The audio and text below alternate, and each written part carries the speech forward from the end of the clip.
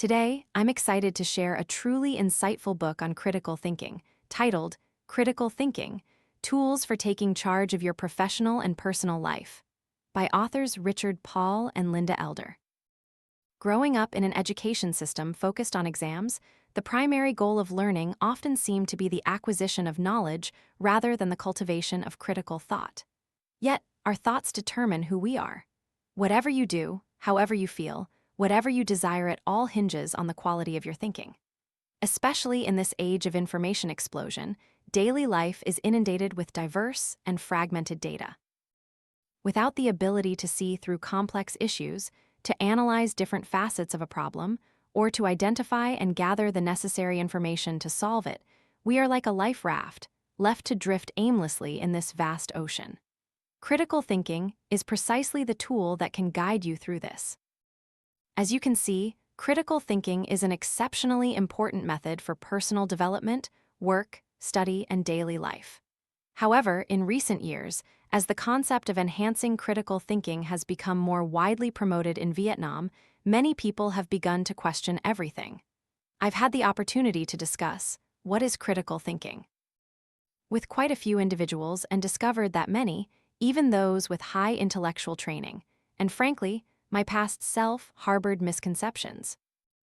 Not a few believe that critical thinking means not readily accepting others' opinions, but rather reflecting, always asking questions, and scrutinizing for any logical flaws in their viewpoint, then presenting one's own thoughts.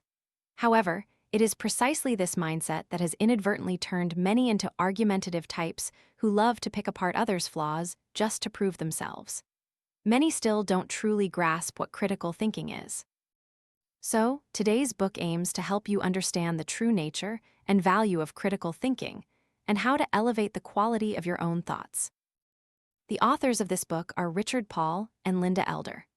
Richard Paul is the founder of the Foundation for Critical Thinking and the Director of Research and Professional Development at the Center for Critical Thinking.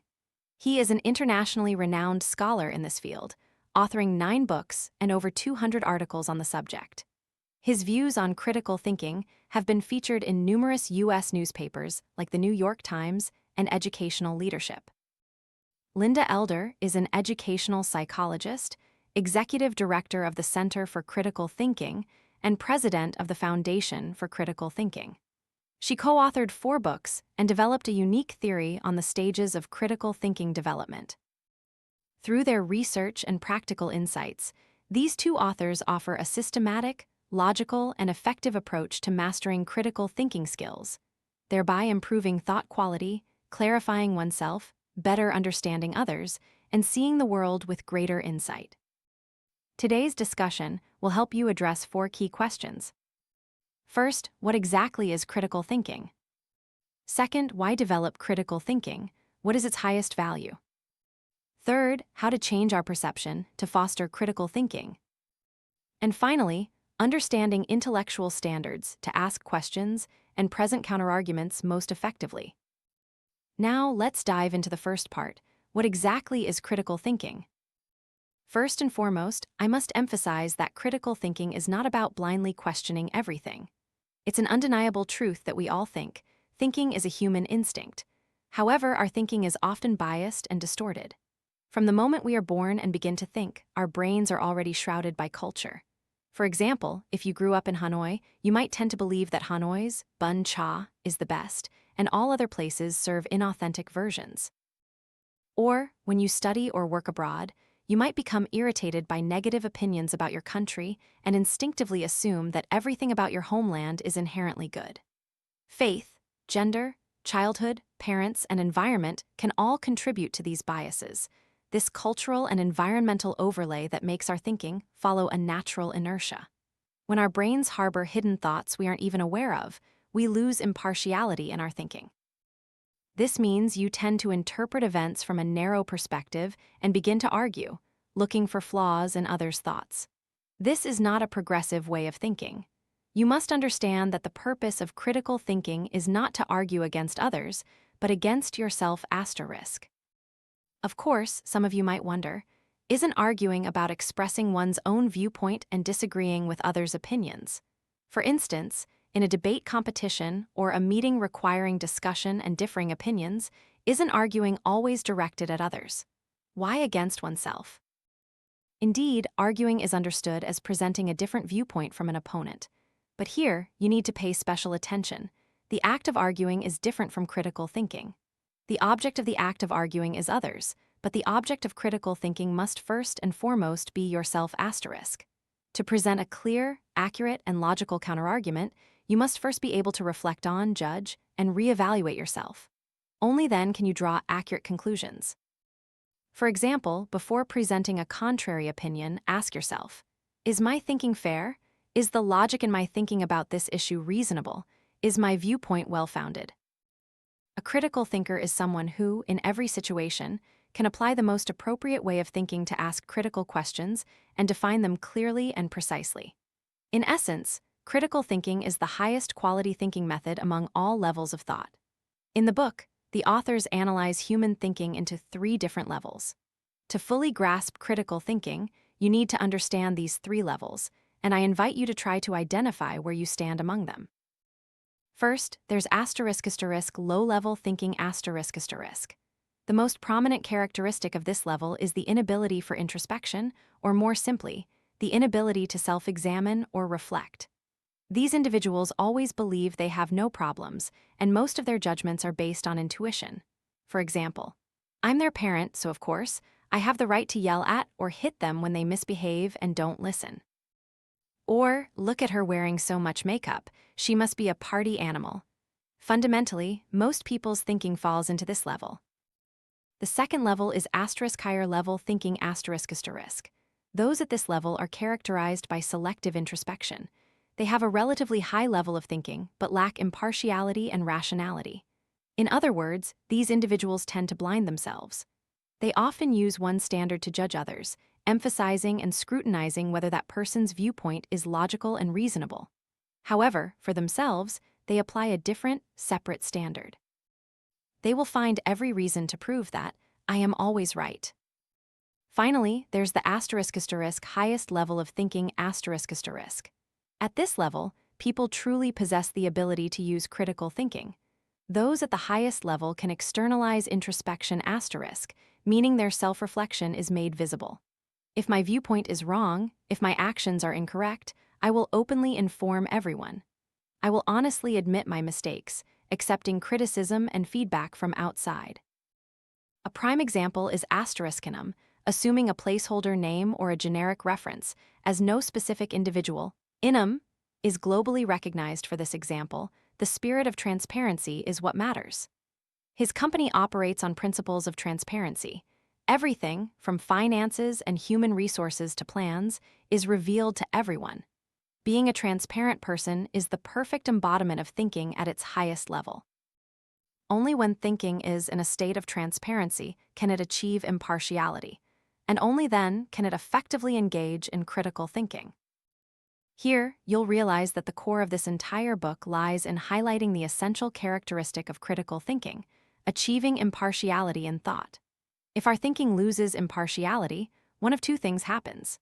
Either the scales tip entirely towards the opponent, meaning you lose your right to independent thought and blindly follow others, or the scales tip too heavily towards yourself, in which case you tend to satisfy personal egoistic goals, manipulate others. Neither scenario helps you achieve collaboration, mutual benefit, or effective problem-solving. Therefore, to maintain impartiality in your thoughts, you are compelled to elevate your thinking to the highest level. Developing the ability to externalize introspection, daring to reflect, daring to be transparent, recognizing your own mistakes, openly admitting them, and accepting all criticism. Next, a big question arises. Why should you develop critical thinking? You'll find many analyses discussing the enormous benefits of critical thinking in our societal life, such as how it helps you break free from conventional thinking patterns, embrace novelty, and stimulate creativity.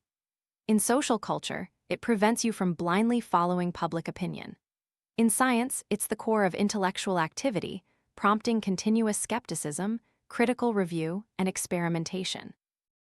In politics, it enhances social critique and fosters democracy. In education, with critical thinking, you don't just absorb knowledge but also train your mind. You don't just solve problems but also identify the real issues. There are so many benefits to critical thinking. Yet, looking deeper, these are all external goals, helping you apply it to societal life. But what about the internal goal? What does critical thinking mean for you? Without a strong inner motivation, it's incredibly difficult to persevere. This book helps you understand the irrationality within human beings, thereby guiding us towards an even greater goal: reaching the highest state of critical thinking, transcending the irrational ego in our thought processes. Most of us harbor two profound irrationalities in our minds. First, we're governed by egocentric thinking ***. It's challenging for people not to prioritize themselves because we've been accustomed to viewing everything from our own perspective for many years. But do you know how wonderful it would be if one could break free from this irrationality? Without the ego, you would be a Buddha, a Socrates, a Confucius, and so on. This is the highest state of critical thinking. If you could stop striving for personal gain, you wouldn't suffer as much. One thing I deeply appreciate in this book is its assertion that at any point in life, the negative emotions you feel, believe me, are always due to your way of thinking. Why can it be stated so absolutely? Reflecting deeply, I find it profoundly true. When Socrates was forced to drink the cup of poisonous hemlock, facing imminent, unjust death, many might think he suffered immensely. But no, Socrates smiled as he drank it. Even when offered help to escape his execution, he willingly chose to stay and die. He said that the law must be upheld, and therefore, even if their judgment was wrong, his death was acceptable to protect the laws of his country. He would repay his homeland. Why, in the face of such enormous pain, did he not suffer? Because Socrates' thinking had truly transcended personal ego, achieving an unparalleled impartiality in life. In our lives, it's very difficult to completely escape egocentrism, but even if each time we weaken it just a little, we will be much happier. Here, another concept to note is rationalization ***. When we do anything for personal gain, we easily rationalize it. I skimmed some money from the unit's procurement because my child has been seriously ill lately. I have to work hard to support my family, and so on. The authors categorize two types of people who pursue egocentricity: **successful egocentricity ***, and **unsuccessful egocentricity ***. First, the type of person who is egocentric but unsuccessful ***. The biggest characteristic of their thinking is that they will never allow themselves to suffer loss or disadvantage. They calculate meticulously to ensure they don't lose out. For example, some small business owners calculate every penny. They never dare to think big. Additionally, they always feel sorry for themselves, unlucky, overly sensitive, and underestimated. Constant complaints and blaming problems on everything else in life will always characterize them. As for those with **successful egocentricity ***, they have exploited this arrogant ego to achieve many benefits, such as making themselves appear greater, becoming a powerful leader, a wealthy person, or a celebrity, etc. The biggest reason and justification for this type of thinking is that they believe this is the reality of life. Haven't you noticed? Villains in society and in many movies always claim that life is harsh, and if you don't become strong, others will crush you. This is the premise and condition for their wrongful actions.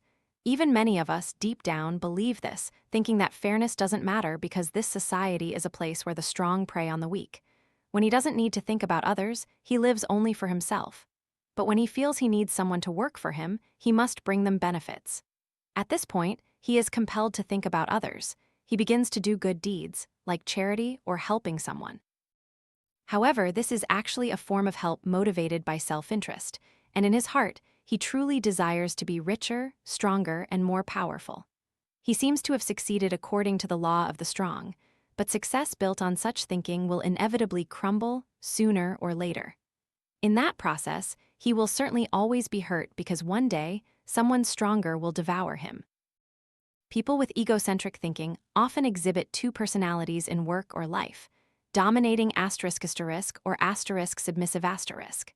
You're probably familiar with the many people in today's society who are respectful to those above them and arrogant to those below. Towards wealthier, more powerful, or higher status individuals, they immediately show deference and submission. But towards those who are weaker, lower ranking, or poorer, they might become bossy and authoritarian. A common example is the department head who flatters the big boss, but when a project runs into trouble, immediately loses his temper, curses, and blames his subordinates. This is a typical trait of individuals whose thinking lacks critical reflection. Many in this society make a living by dominating and bullying others, or by submitting and flattering, completely abandoning fair thinking. Such individuals will face a life of suffering. Above is the first irrational manifestation within your personal ego. So, what is the second irrationality? It is sociocentric thinking **. This is a more serious and harder to recognize irrationality because it is a deeply ingrained and subconscious danger. For example, in all cultures, we think that people from our country are different from foreigners. Vietnamese are Vietnamese, Americans are Americans, Chinese are Chinese, Europeans are different from Africans and Asians. We are people of one nation, and we are different from them. This is a very important reason why people submit to their nation, region, and culture. But how serious can it be? There's a case like this. A girl in Jordan after marriage divorced, then remarried, and divorced her second husband. This husband told her mother's family that she not only didn't believe in God, but also divorced and ran away from home. She was a disgrace to the family. Guess what her biological family did? They found her and killed their own child. Afterwards, when the media interviewed her family, they said, "Finally, we can hold our heads high and be human." How utterly irrational, isn't that right? In our lives, everyone's thinking is influenced by the sociocentricity of the society we live in. It has deeply ingrained itself in our subconscious, affecting our impartial thinking. We won't feel anything wrong about the wrongs we've committed because culture becomes an excuse for protection. The book lists things like this. If sociocentricity continues to develop, it can lead to slavery, genocide, torture, denial of due process, gender discrimination, violence, murder, racism, rape, fraud, etc. All of these can happen. When I say this, you might think, "You're talking about someone else, not me. My thinking isn't that bad. I'm not prejudiced, I don't manipulate others, nor do I blindly follow others' words." If you empathize with this statement, then your thinking is still following the crowd and lacks critical reflection. Whether highly educated, moderately educated, or uneducated, thinking that lacks impartiality and critical reflection is widespread. There's no evidence that highly educated people more easily possess critical thinking. On the contrary, you'll find that the more educated people are, the more easily they fall into sophistry rather than critical thinking. People with extensive knowledge don't easily self-critique.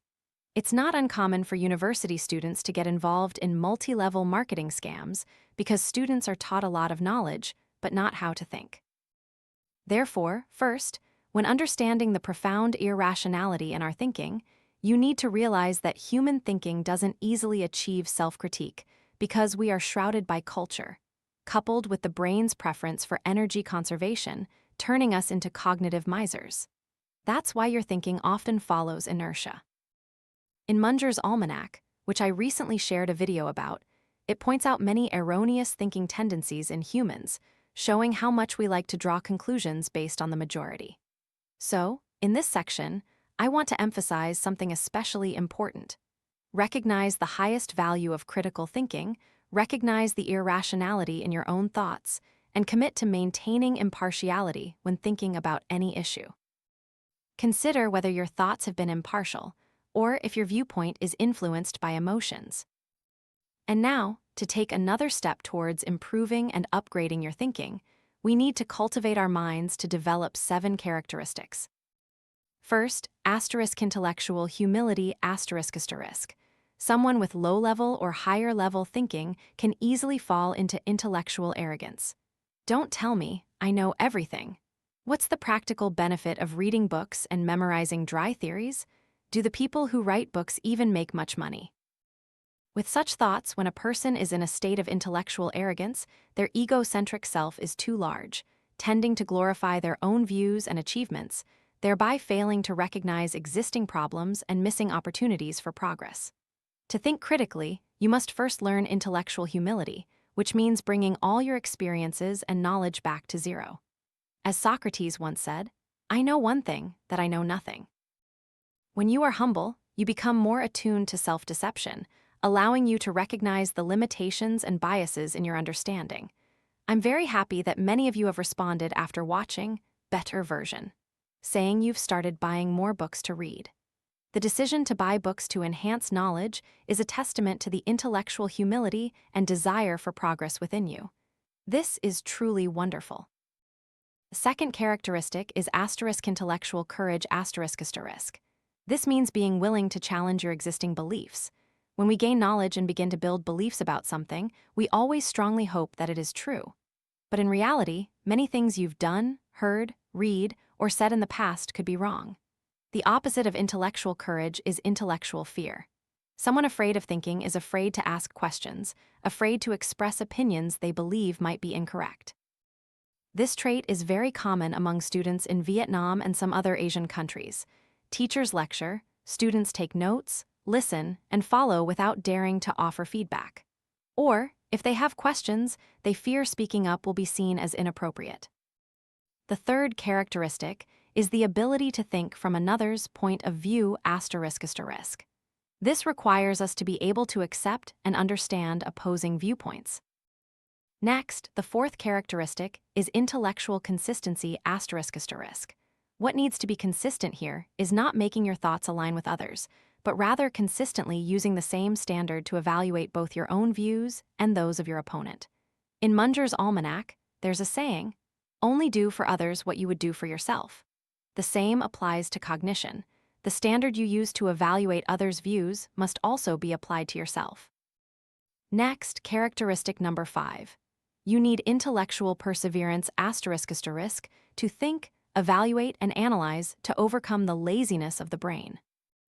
And the final two characteristics are reliance on reason, meaning not using emotions to speculate or perceive problems, and the very last characteristic, which is to develop your intellectual autonomy to become an independent thinker. This is difficult. Many people easily feel that whatever successful people say is true, they even worship them. One of the main purposes for me in creating diverse book summaries across various genres like psychology, sociology, history, and autobiography, etc., is the hope that everyone will not depend on anyone, will not think that someone else's words are the best or the truest, but must continuously build and develop their own independent thinking. The final part of this video is equally important for developing critical thinking. You must use the same intellectual standards for both yourself and those around you. This is the only yardstick to ensure impartiality in thought. So, what characteristics must these intellectual standards possess? Remember, they need to ensure they include 9 elements: clarity, accuracy, relevance, depth, breadth, logic, fairness, significance, and precision. Below is a list of suggested questions based on these 9 intellectual standards to critique yourself and understand others' viewpoints before drawing any conclusions. Regarding clarity, can this be explained more specifically? Can an example clarify this further? Regarding accuracy, is there data or figures to prove this issue? Can we elaborate and detail this further? Regarding depth, what is the complexity of this issue? What factors make this problem difficult to explain or understand? Regarding authenticity, precision, accuracy of claims. Has this been verified? Regarding breadth, do we need to look at it from a different angle? Do we need to consider it from another perspective? Regarding relevance, what is this issue related to? Does that affect this issue? Regarding logic, is this viewpoint coherent? Are the beginning and end connected? Regarding significance, which part of this viewpoint is most important? Regarding fairness, are my thoughts fair in this situation? Is my hypothesis supported by evidence? Always ask yourself such questions. You don't need to answer or jump to conclusions. Rather, you need to remind yourself to slow down your thinking. Ultimately, through the content of this book, remember that to have the ability to think critically, you need to: first, recognize the irrationality in your own thoughts. Second, identify your current level of thinking, and then elevate it to the highest level to ensure impartiality. Finally, train yourself to possess the 7 characteristics of critical thinking and evaluate both your own and others' viewpoints with the same intellectual standards, using the 9 elements. This is a systematic and effective method for building critical thinking. But to begin doing this, I believe, like myself, we need to develop our thinking to be more multidimensional through self-study. Just like the wise investor, Charlie Munger, with his profound life philosophy, who built his mental model with over 100 different thinking styles entirely through self-reading, self-learning, and researching various fields. In the book, the authors offer a piece of advice I find incredibly useful. They suggest that if you only read books from one period, or only recent books, or only genres you prefer, your thinking will become stuck in that time. For example, if you only read books from the last 50 years, people living within that time frame tend to share similar habitual thinking patterns, making it easy for you to be enveloped by a cultural shell. So, how do you break the inertia of this cultural barrier? The answer is, read broadly and diversely. For instance, you could start with Socrates, delve into works from 2,000 years ago by Plato and Aristotle, or works from 500 years ago through the philosopher Erasmus. I'll include a list here that the authors recommend if you're interested in exploring them. Of course, the authors only list great figures from the West. We can also explore wise men, scientists, and writers from the East. Why do I think this book is so important to you? Let's momentarily set aside the grand goals of building critical thinking, such as career development, academic achievement, or fostering creativity and invention. Let's return to our daily lives. We are all living in the age of the internet. When public opinion or hot news emerges, countless conflicting opinions arise. Among them are many keyboard warriors, some writing with subjective thoughts just to get clicks, to vent emotions, to argue, to declare, "I'm right, you're wrong." And you must know that anger spreads more easily. If we keep drifting away from critical thinking, many people will become targets of public ridicule, mockery, and mental and even physical threats. Isn't this a truly tragic society? If a person lies on the street, dirty and disheveled, what would you think? Some might think, this is a homeless person, and their premise is that only homeless people lie there. Others might think, that person needs help, and their premise is that anyone lying there needs help. These are 2 different premises leading to different conclusions. If you have critical thinking, you will not be blinded by the irrationality of the ego or culture. You will arrive at clearer, more accurate, logical, and fairer conclusions, and that will make society and your own life much better. I hope all of us can become fair and transparent individuals with critical thinking. Thank you for listening today.